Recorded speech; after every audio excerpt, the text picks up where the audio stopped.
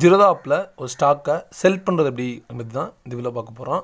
ஸ்டாக்கை பை பண்ணுறது அப்படிங்கிறத பற்றி ஆல்ரெடி ஒரு வீடியோ போட்டிருக்கோம். அந்த வீடியோ லிங்க் வந்து டிஸ்கிரிப்ஷனில் கொடுக்குறேன், தேவைப்படுறவங்க பார்த்துக்கோங்க. ஃபஸ்ட் டைம் நம்ம சேனல் போனால் சப்ஸ்கிரைப் பண்ணிடுங்க.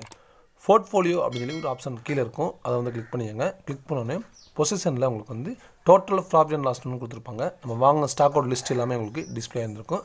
இதில் வந்து நீங்கள் எந்த ஸ்டாக் வந்து நீங்கள் செல் பண்ணுறீங்களோ அதை வந்து ஜஸ்ட்டு நீங்கள் அதை கிளிக் பண்ணுங்கள்.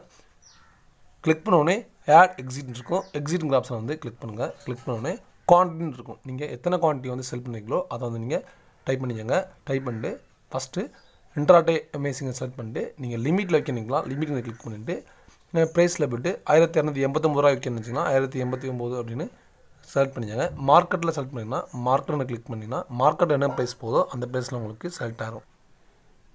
ஷிஃப்ட் செல் கொடுத்தோன்னே கம்ப்ளீட் ஆகிரும்.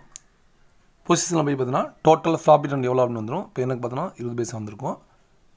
ஆர்டர்ஸில் போய் பார்த்தீங்கன்னா எக்ஸிட்டரில் உங்களுக்கு கம்ப்ளீட் அப்படின்னு இருக்கும். இந்த மெத்தட் மூலமாக உங்களுடைய ஜீரோதா ஆப்பில் உங்களுடைய ஸ்டாக் வந்து நீங்கள் செல் பண்ணிக்கோங்க.